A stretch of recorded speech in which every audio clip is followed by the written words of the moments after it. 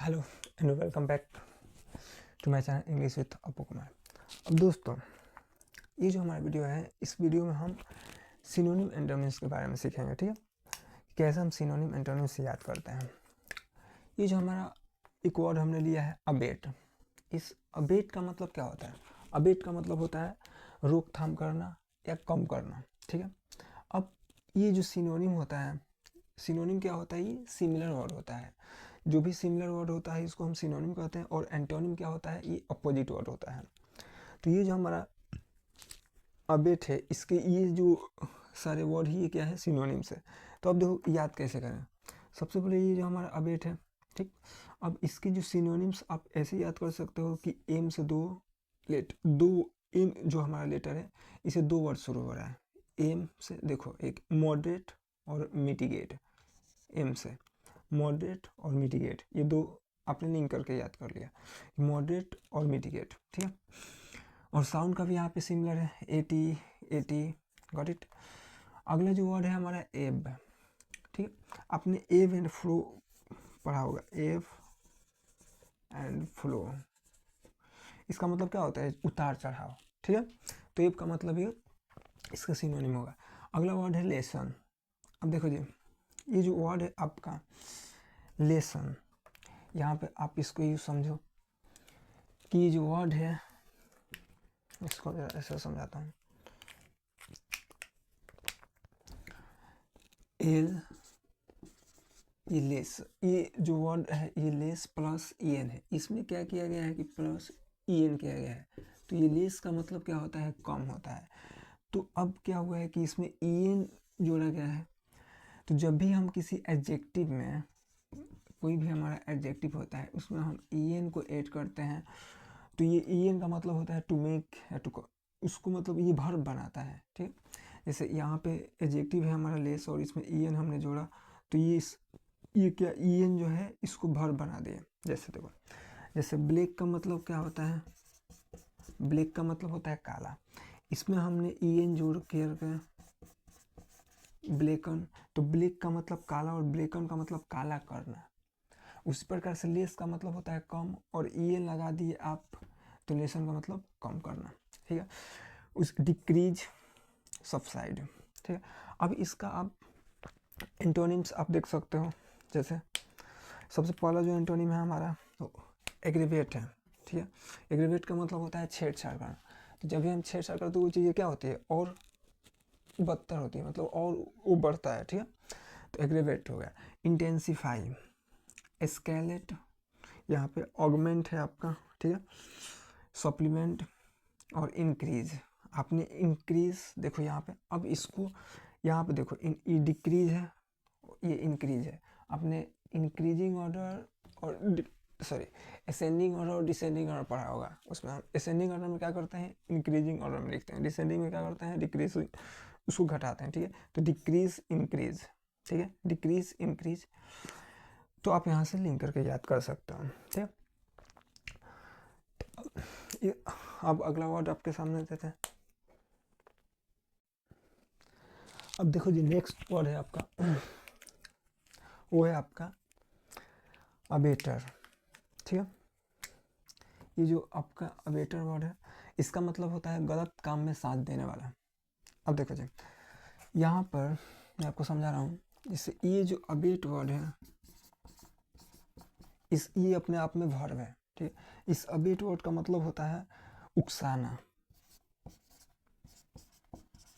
ठीक है, उकसाना मतलब किसको उकसाना?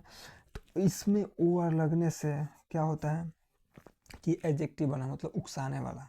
जैसे देखो जी, जैसे आपने कहा क्या होता है कि किसी भी वर्ड में ओ आर ई आर लगता है तो वो एडजेक्टिव बनता है। सॉरी, एडजेक्टिव में वो नाउन ही बनता है, नाउन। तो यहाँ पे क्या होता है कि जैसे प्ले वर्ड है, प्ले, और इसमें ईयर लगा दिया, तो ये वाला वाली का सेंस होता है, वाला वाली। ठीक है, जैसे प्ले मतलब खेलना और प्लेयर मतलब खेलने वाला, उसी प्रकार से ये जो ओ आर है यहाँ पर ऐड हुआ है। ठीक है, और जब भी ये ओ आर ऐड हुआ है तो ये लास्ट वाला टी डबल हुआ है। ठीक है, तो जैसे ये अबेटर क्या होता है, गलत काम में साथ देने वाला, ठीक है। अबेट का मतलब क्या होता है, वो अबेट का मतलब उकसाना, ठीक है। कोई किसी को जब उकसाता है तो क्या, वो गलत काम में साथ देने वाला। इसके अगर हम सिनोनिम्स की बात करें, सिनोनिम्स की, तो इसके सिनोनिम होंगे अकम्प्लिस, सह अपराधी, परसुएडर, ठीक है। अब इसको याद कैसे करोगे, देखो जी, अकम्प्लिस, कॉम्प्लिस, तो ये जो परसुएडर आप इसको लिंक करके भी याद कर सकते हो। कैसे, जैसे एक्सेसरी है, एक्सेसरी और टेम्पटर। तो यहाँ पे देखो एक चीज़ आपको कॉमन मिल रहा होगा, जैसे कि आर इसमें भी, आर इसमें भी, आर इसमें भी, जैसे परसुएडर, टेम्पटर, एक्सेसरी, ठीक है। आप ये दिमाग में रख सकते हो कि ये इसका जो अबेटर है, इसका अगर हम सिनोनिम याद कर रहे हैं तो इसका जो 3 सिनोनिम है उसके लास्ट में भी क्या आएगा, आर आएगा, ठीक है। इस तरह से आप लिंक करके याद कर सकते हो साउंड बेस। एंटोनिम्स अगर बात की जाए तो जो व्यक्ति गलत काम में साथ नहीं देता है, जो विरोध करता है, उसको हम क्या बोलते हैं, अपोनेंट बोलते हैं, ठीक है। जो विरोध करता हो, एडवर्सरी, आप इसको लिंक करके भी याद कर सकते हो। एडवर्सरी को आप लिंक कर लो कंट्रोवर्सरी से। तो अक्सर जैसे कंट्रोवर्सरी होता है तो आदमी हर कोई एक दूसरे को क्या करता है, एक दूसरे का अपोनेंट करता है, विरोध करता है, ठीक है। एंटागोनी, एंटा में आप देख रहे हो, एंटा मतलब ही होता है अपोजिट, और ई एस टी लगा है, मतलब किसी ई आई एस टी किसी व्यक्ति विशेष की बात करता है, ठीक है। तो एंटागोनिस्ट क्या होता है, वो भी विरोध करने वाला। राइवल, राइवल का मतलब क्या होता है, अपोनेंट, जो विरोध करता है, ठीक है। अगला वर्ड,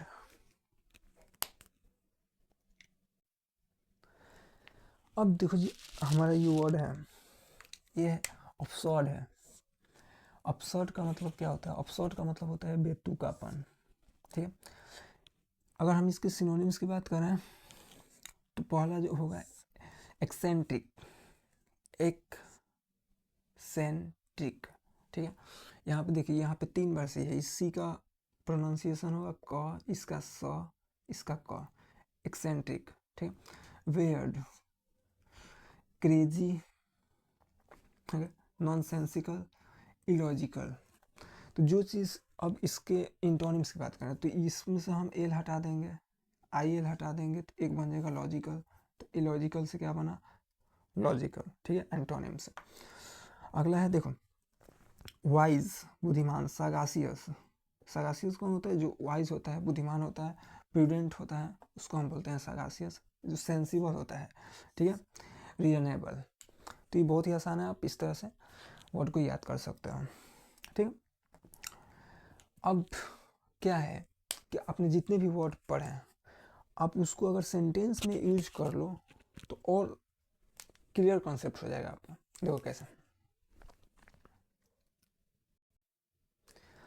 अब देखो जी, जितने भी वर्ड हैं अगर आप उसको सेंटेंस में यूज करते हो तो उससे क्या होगा कि आपको और उस वर्ड के बारे में अच्छी जानकारी होगी। जैसे कैसे, देखो पहला जो वर्ड था अवेट, इसका मतलब होता है कम करना। तो we will have to wait for the storm to await, मतलब ये जो तूफान है इसके लिए, इस कम होने के लिए हम क्या करना पड़ेगा, हम लोग को इंतज़ार करना पड़ेगा इसको कम होने के लिए, ठीक है। अगला है moderate, it is good to save a moderate amount of money every week, ठीक है। एक्सकैलेट है, we don't want to escalate the war, ठीक है। हम वार कम करना नहीं चाहते हैं तो आप हिंदी तो आपको पता ही होगा, आप ऐसे सेंटेंस में यूज करके अगर करोगे तो अच्छा होगा आपके, क्योंकि अच्छा और समझ होगा उससे। देखो अगला ऑगमेंट है, तो augment, see took a second job to augment her income, अपना इनकम बढ़ाने के लिए उसने दूसरा जॉब अपनाया, ठीक है। उस प्रकार से और भी जितने वर्ड है उसको हम सेंटेंस में यूज करके दिखाते हैं।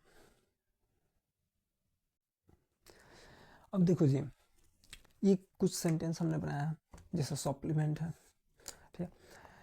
तो आई लुक फॉर का मतलब खोजना, और पार्ट टाइम